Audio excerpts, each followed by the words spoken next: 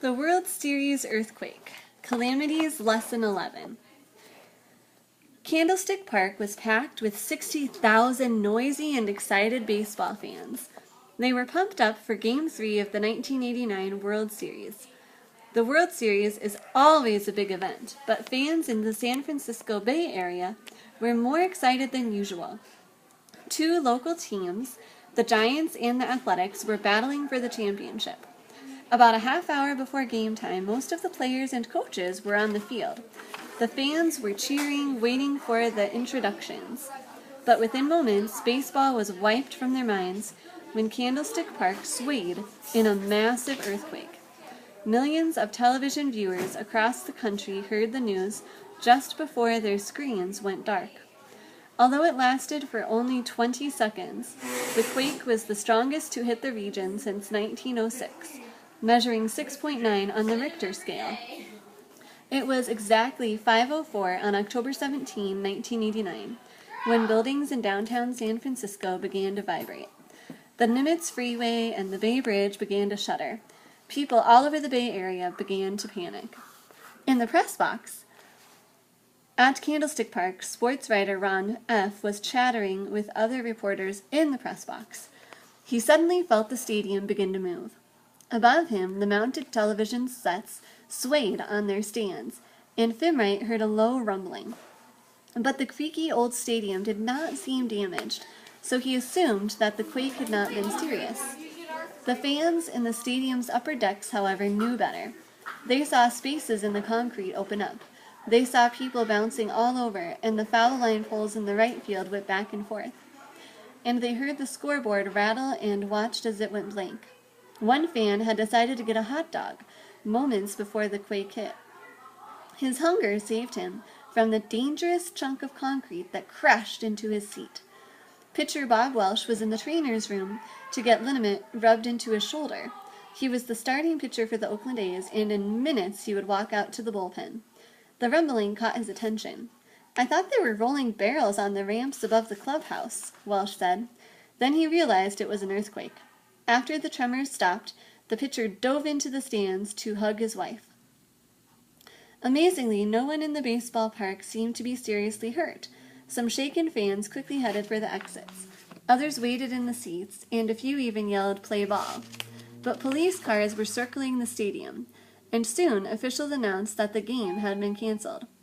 Fans filed out of Candlestick Park slowly and calmly. Some stopped along the way to gather around portable radios. They listened to reports of bridges down and freeways collapsing, and they began to fear what awaited them outside the stadium.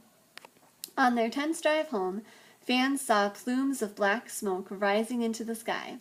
Everything was strangely dark. Electricity and telephone lines were dead. Traffic lights weren't working, and so residents directed cars with flashlights.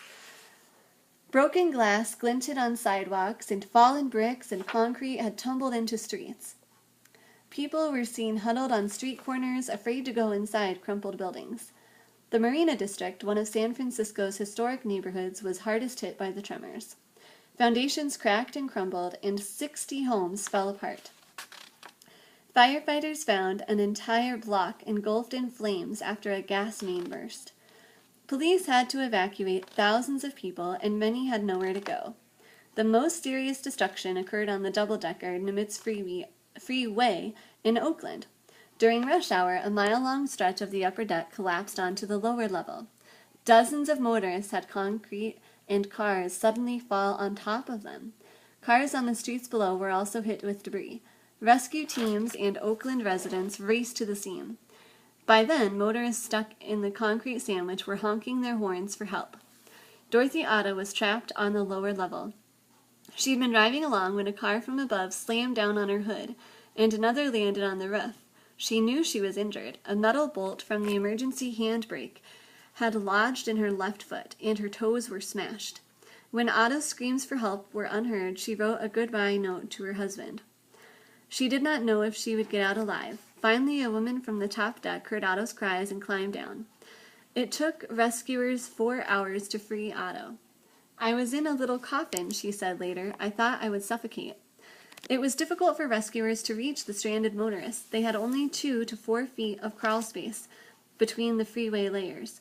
And because the concrete slabs were so heavy, it took hours to break the pieces and move them.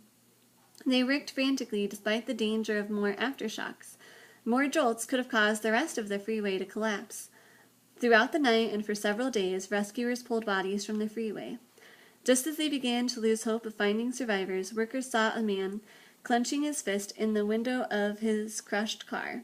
He had been buried alive in the debris for 90 hours. After 5 hours of digging, rescuers pulled Buck Helm, age 57, from the wreckage. Although he was badly injured, barely conscious, he waved his arms at the workers as he was carried to the ambulance. Helm's family and friends were overjoyed with his rescue. It was a miracle that he survived. 35 other motorists didn't. About a mile away from the Nimitz Freeway, there was more destruction.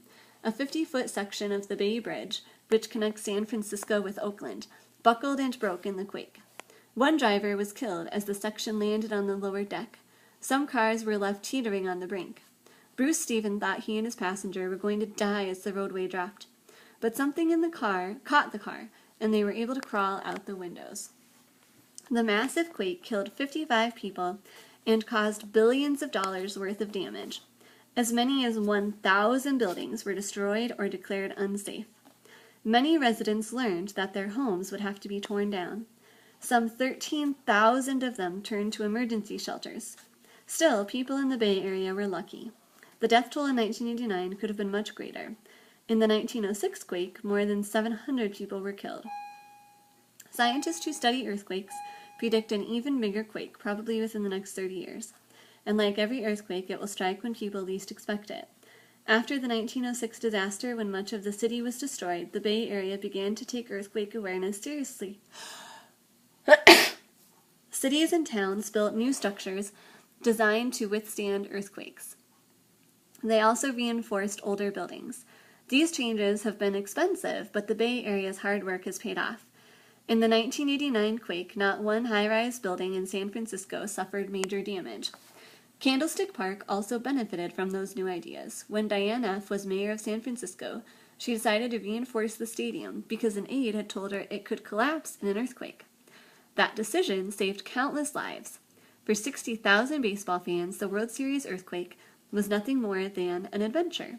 That afternoon, after the tremor had died away, the elated crowd let out a huge cheer, showing how thankful they were that Candlestick Park had survived.